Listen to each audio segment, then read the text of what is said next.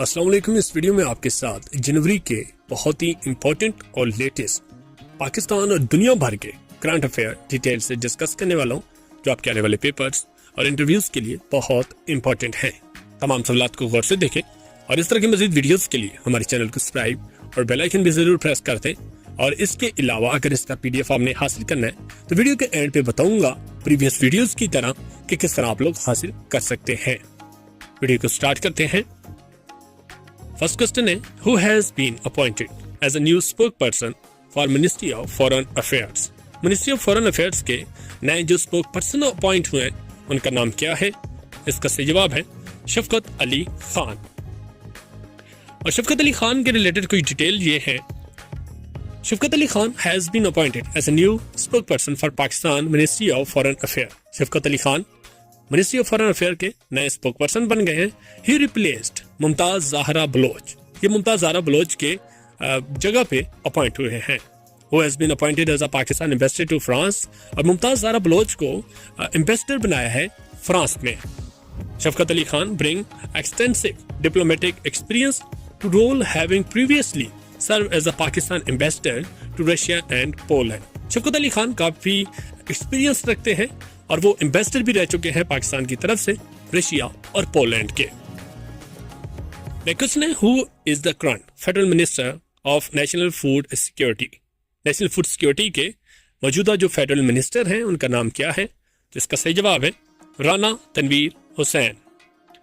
राना तनवीर हुसैन के रिलेटेड कोई डिटेल ये है, the current federal minister of national food security and research in Pakistan is Rana Tanveer Hussain. He has been serving in this position since March 11, 2024। ये 11 मार्च 2024 से इस अहदे पर फैज हैं। Rana Tanveer Hussain is also serving as a Minister of Industries and Production। Rana Tanveer Hussain जो है वो minister है industry and production के भी इसके साथ साथ। क्वेश्चन है, what was the voter turnout in the PB45 Quetta by election। Quetta में PB45 का जो इलेक्शन हुआ उसमें वोटर्स का टर्न आउट कितना रहा है? इसका सही जवाब है 35.36%। इसकी कुछ डिटेल ये है, the PB45 Quetta by election saw a voter turnout of 35.36%। The election was held to fill the vacant seat in the Provincial Assembly of Balochistan। ये खाली सीट थी बलोचिस्तान की सूबाई असेंबली की जिस पे ये PB45 के इलेक्शन हुए हैं। Ali Madad Jatak from the People Party won the election with 6,883 votes। People Party के अली मदद जटक ने 6,883 वोट लेकर कामयाबी हासिल की, which is accounted for the 38.77% of the total vote cast, जिन्होंने तकरीबन 38.77% वोट हासिल किए। The total number of valid votes was 17,752। Total जो वोट्स की तादाद थी उस PB45 में 17,752 थी और उसके साथ 41 जो है वो रिजेक्ट हुए थे।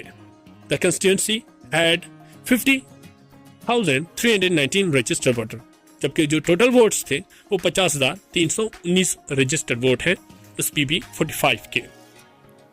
नेक्स्ट है, what is the name of Pakistan national economic transformation plan 2024 to 29।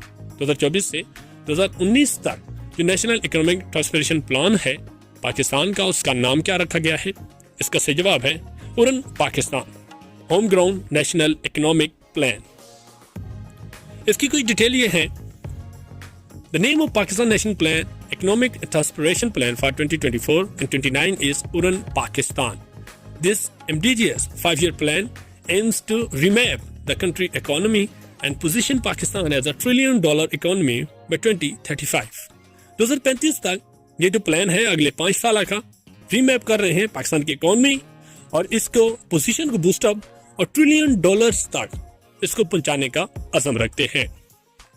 What percentage increase in violence was observed in Pakistan 2024 compare to the previous year. 2024 में जो वायलेंस हुई है कितने परसेंट इंक्रीज हुई है एज कंपेयर टू 2023? इसका सही जवाब है 66%। इसकी कोई डिटेल ये है, इन 2024 Balochistan reported the highest number of In 2024, Pakistan experienced a 66% increase in violence compared to the previous year. The number of terrorist attacks surged to over 800 incident. 800 जो terrorist attack हुए, resulting in more than 1100 deaths and 1200 injuries, जिसमें तकरीबन 1100 जो है death हुई और 1200 injuries हुई. The province of KPK and Balochistan were the most affected. और इन जो वायलेंस इंक्रीज हुआ ये KPK और बलूचिस्तान में काफी ज्यादा इफेक्टेड हुआ, being the point of the violence, जो कि वायलेंस की परसेंटेज ज्यादा हुई. Pakistan, which province in Pakistan reported the highest number of polio cases in 2024? Pakistan के किस सूबे में 2024 के आदाद-ओ-शुमार के मुताबिक सबसे ज्यादा पोलियो केसेस कहाँ पे हैं? इसका सही जवाब है बलूचिस्तान में. बलूचिस्तान की कुछ डिटेल ये है. In 2024, Balochistan reported the highest number of polio cases in Pakistan, with a total of 27 cases. 27 case जो हैं बलूचिस्तान से पोलियो के मिले हैं. This was followed by 21 cases each from the Sindh, और 21 जो है वो सिंध से एंड KPK, और इसके अलावा खैबर पख्तूनख्वा से भी 21 केसेस मिले हैं, and 1 case each from the Punjab and Islamabad. एक जो है पंजाब और एक इस्लामाबाद से भी ये केस मिला है. Because which two countries are still considered endemic for polio virus? कौन से दो ममालिक हैं पूरे वर्ल्ड में जो अभी तक पोलियो वायरस जो है जिनमें एंडेमिक स्टेट तक है?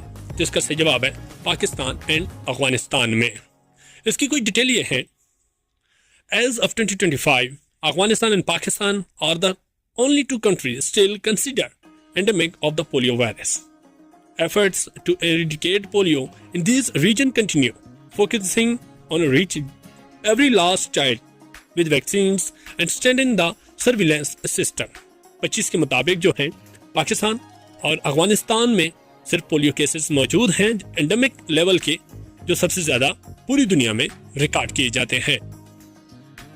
How many times has Pakistan served as a non-permanent member of the UN Security Council, including the current number? Pakistan ने यूनाइटेड नेशन सिक्योरिटी काउंसिल का नॉन परमानेंट मेंबर्स कितनी मरतबा बन चुका है?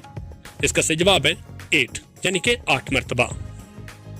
Pakistan has served as a non-permanent member of the United Nations Security Council 8 times, including the current term. Pakistan जो है UNSC का 8 मरतबा नॉन परमानेंट मेंबर बन चुका है, जिसमें 2025 से 26 मौजूदा, इससे पहले जो है 2012 to 13, 2003 to 4, 1993 to 94, 1983 to 84, 1976 to 77, and 1968 to 89, and last one is 1952 to 53. ये टोटल जो टर्म्स बनते हैं वो 8 टर्म्स बनते हैं जो पाकिस्तान नॉन परमानेंट मेंबर बन चुका है. Who is the world richest man in 2025? सबसे ज्यादा अमीर 2025 के मुताबिक कौन है? इसका सही जवाब है एलन मस्क. एलन मस्क के रिलेटेड कोई डिटेल ये है. As of January of 2025, the world richest person is Elon Musk with a net worth of $432 billion. Elon Musk जो है जनवरी 2025 की रिपोर्ट के मुताबिक सबसे ज्यादा अमीर आदमी है, जिसके पास $432 बिलियन वर्थ है. Musk the CEO of Tesla, SpaceX, ये CEO है टेस्ला और SpaceX के, has consistently topped the list due to his significant stakes in these companies. सबसे ज्यादा जो इसकी अर्निंग या वर्थ बन रही वो इन दो कंपनीज की वजह से बन रही. और इसके अलावा इसके पास न्यूरलिंक और द बोरिंग कंपनी जो है ये भी जो टॉप लिस्टेड है इसी के नाम है.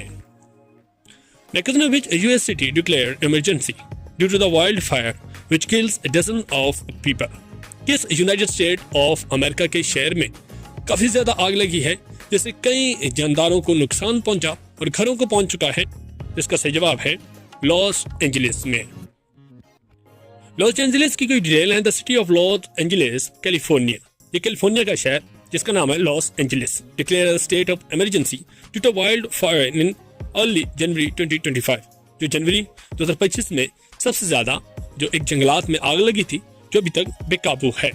The declaration came as a multiple fires including the Palisades, Eaton and Hertz fires. The police spread across the region and leading to the significant destruction and the loss of a life.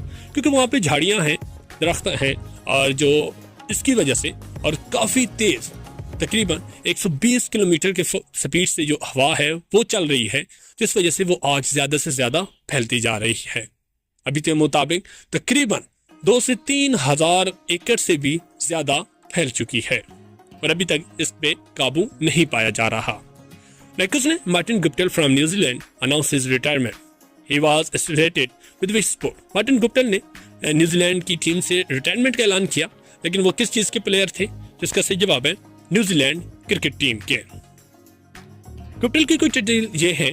Martin Guptill from New Zealand announce his retirement from the international cricket.